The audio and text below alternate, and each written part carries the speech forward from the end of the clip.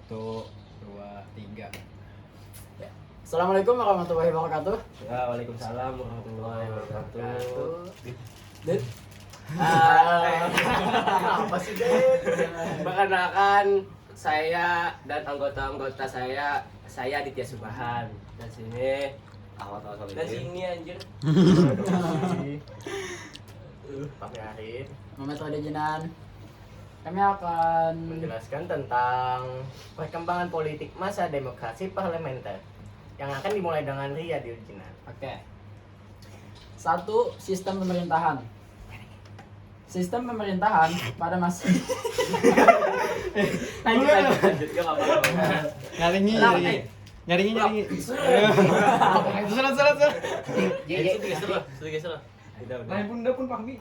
Sistem pemerintahan. Pada masa ini menggunakan sistem kabinet parlementer. Sistem pemerintahan tersebut berlandaskan pada UUD 1950, Undang-Undang Dasar Sementara Republik Indonesia tahun 1950. Kepala pemerintahan dipimpin oleh Perdana Menteri. Sementara itu, Presiden menjabat sebagai kepala negara. Sistem kabinet parlementer juga menerapkan sistem pemilihan umum, mosi, dan demonstrasi sebagai bentuk rakyat dalam mengekspresikan hal untuk ikut serta dalam berpolitik. Pada masa ini terdapat 7 kabinet yang memerintah. Next. Lanjut. Kabinet Natsir nih, pemerintah. Yang pertama ada Kabinet Natsir yang dimulai dengan 7 September 1950 sampai dengan 21 Maret 1951. Kabinet ini dipimpin oleh Muhammad Natsir dari Masyumi. Kabinet ini diumumkan pada 6 September 1950 dan bertugas sejak 7 September 1950. Program Kabinet Natsir antara lain melaksanakan pemilu untuk memilih anggota konstitusi, menyempurnakan struktur pemerintah dan kelengkapan negara, menstabilkan keamanan negara, reorganisasi angkatan bersenjata, dan menyelesaikan masalah Irian Barat. Yang kedua, Kabinet Sokiman yang dibuat dari 27 April 1950 sampai dengan 23 Februari 1952. Kabinet Natsir diganti oleh Sokamin yang berasal dari Masyumi. Pada tanggal 27 April 1950, program kerja Kabinet Sokiman antara lain membuat dan melaksanakan rencana kemakmuran nasional dalam jangka pendek untuk mempertinggi sosial ekonomi rakyat, memperbaharui hukum agraria sesuai kepentingan petani, dan mempercepat usaha penempatan bekas pejuang dalam lapangan pembangunan. Jadi lanjutkan. 3. Kabinet Wilopo 3 April 1952 sampai 3 Juni 1953. Pada tanggal 30 Maret 1952, Presiden Soekarno menunjuk dari kaum moderat PNI untuk dijadikan sebagai Perdana Menteri, yakni Wilopo. Tugas pokok yang diemban oleh Kabinet Wilopo adalah mempersiapkan pemilihan umum untuk memilih anggota parlemen dan konstituante. 4. Kabinet Ali Sastro Jojo 1 Agustus 1953 sampai 24 Juli 1955. Ali Jojo ditunjuk sebagai Perdana Menteri yang dibentuk pada tanggal 30 Juli 1953. Program utama Kabinet Ali Jojo adalah melanjutkan tugas Wilopo, menyelenggarakan pemilihan umum untuk memilih anggota parlemen dan anggota dewan. Keberhasilan terbaik Kabinet Ali Jojo adalah penyelenggaraan konferensi Asia Afrika pada bulan April 1955. Yang kelima, Kabinet Burhanuddin Harahap dari 12 Agustus 1955 sampai 3 Maret 1956. Burhanuddin Harahap dari Masyumi pada tanggal 11 Agustus 1955. Kabinet yang dipimpin oleh Burhanuddin Harahap diumumkan tugas utama Kabinet Burhanuddin adalah melaksanakan pemilihan umum pada tanggal 27 September 1955. Dilaksanakan pemilihan anggota parlemen, sedangkan tanggal 15 Desember dilaksanakan pemilihan anggota konstituante. Yang keenam, ada Kabinet Ali Sastromitjojo II dari 20 Maret 1956 sampai 4 Maret 1957. Susunan Kabinet Ali II terdiri atas koalisi PNI, Masyumi, dan NU. Pada tanggal 20 Maret 1926, Kabinet Ali Sastromitjojo resmi dilantik, dikenal sebagai Kabinet Ali II. Kabinet Ali II memiliki program rencana 5 tahun, yaitu menyelesaikan masalah Irian Barat, menyelesaikan masalah otonomi daerah, memperbaiki nasib buruh, penyehatan keuangan, dan pembentukan ekonomi keuangan. Ya, Jadi, yang terakhir, Kabinet De Juanda dibentuk pada tanggal 9 April 1957 sampai 10 Juli 1959. Persetujuan antara partai politik dan saling menjatuhkan membuat Presiden Soekarno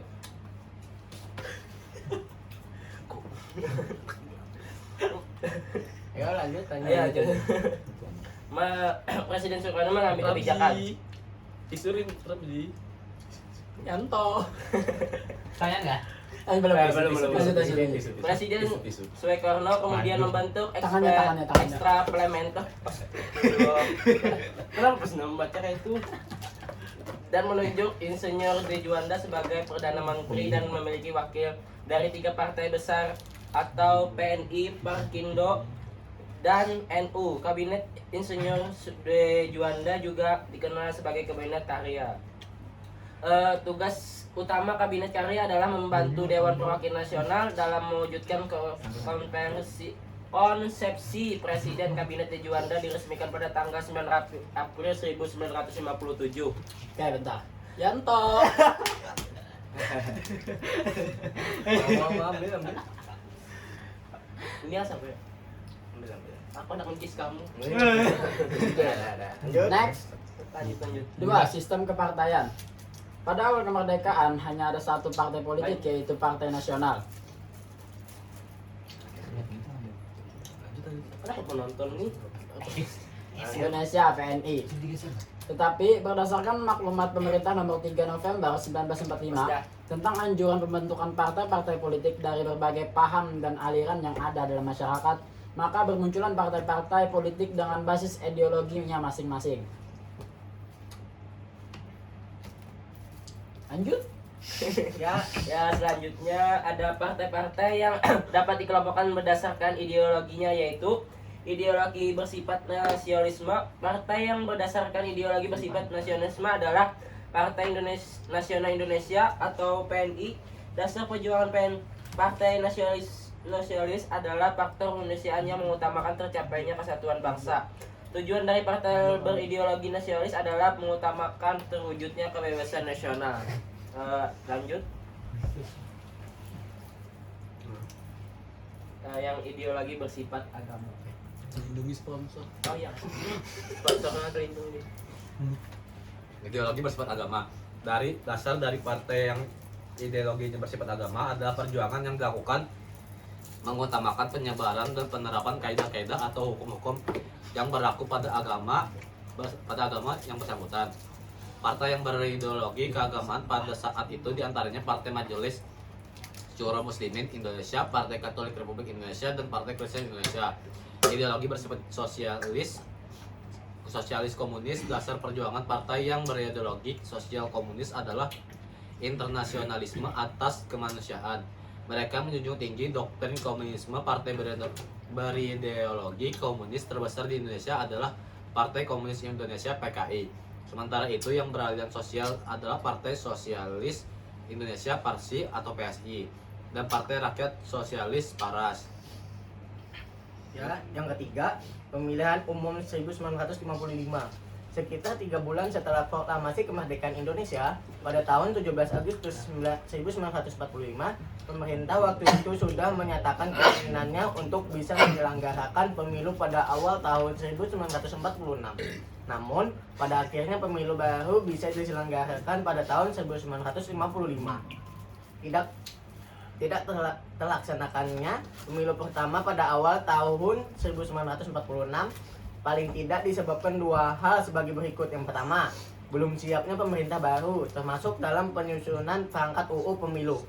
Yang kedua, belum stabilnya kondisi keamanan negara akibat konflik internal antar kekuatan politik yang ada pada waktu itu. Apalagi pada saat yang sama gangguan dari luar juga masih mengancam.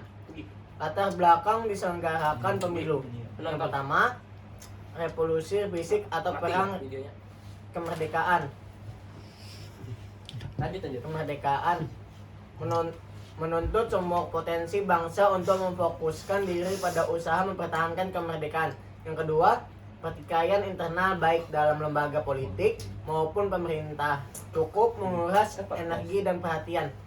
Yang ketiga, belum adanya UU Pemilu yang mengatur tentang pelaksanaan pemilu. UU Pemilu baru dipisahkan pada tanggal 4 April 1953 yang dirancang dan disahkan oleh Kabinet Wilopo.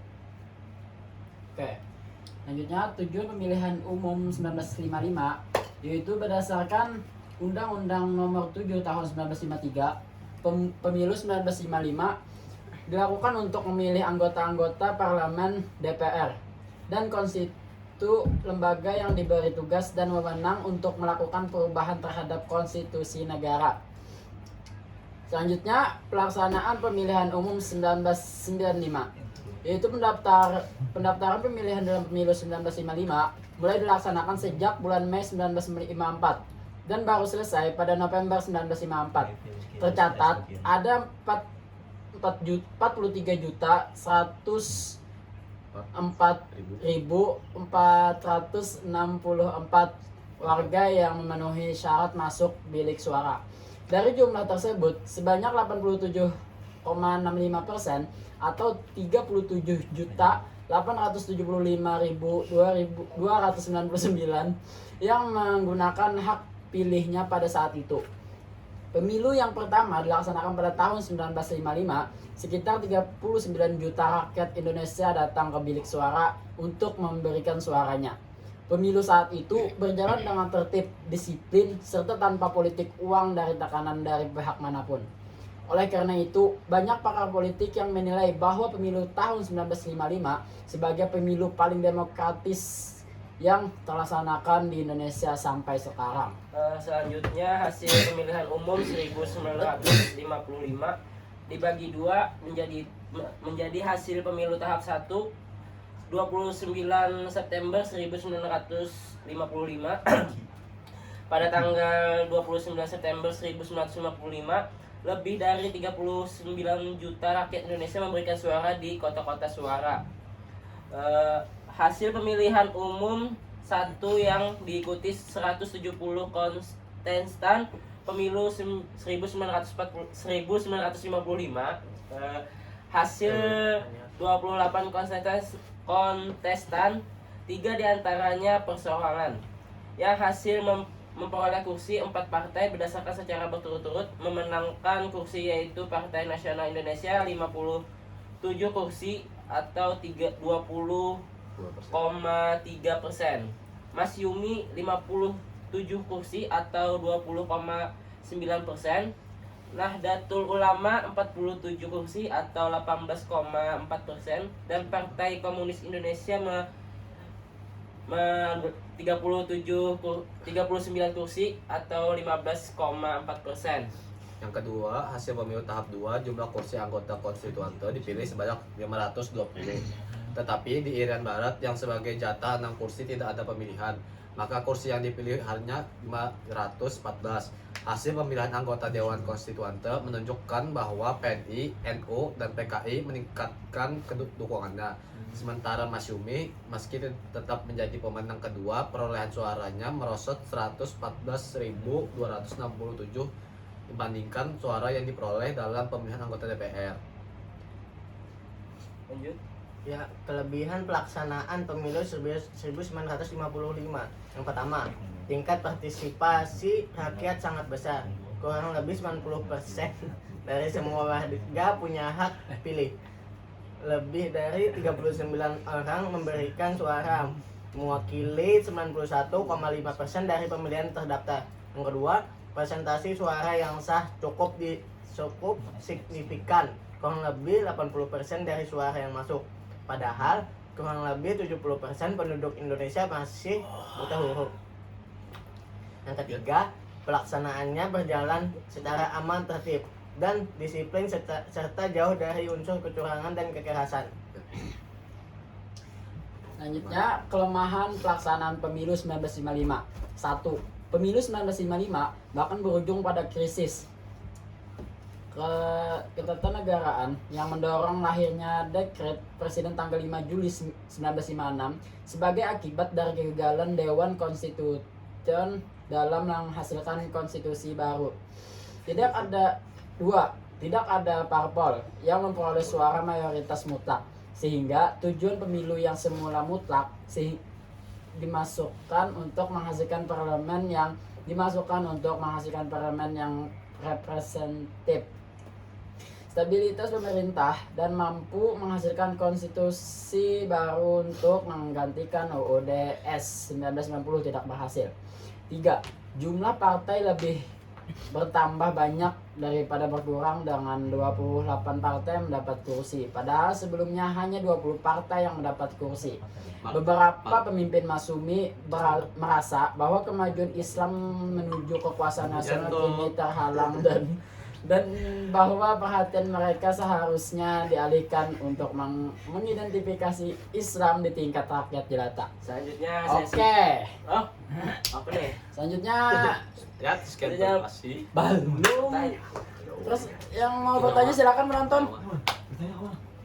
Silakan bertanya. Ada yang mau bertanya? Yuk, Yanto? Yanto. Tahu nggak? Hah? Apa yang Pepsi, Bang? Apa yang dimaksud dengan perkembangan politik dalam konteks masa demokrasi parlementer? Catat mana? Ke atas dong. Langsung Sudah, aja. Bisa diulang dari itu penonton? Langsung jawab Bung Pahmi. Apa yang dimaksud dengan perkembangan politik dalam konteks masa demokrasi parlementer? Ya. Yang dimaksud dengan politik demokrasi, perkembangan politik adalah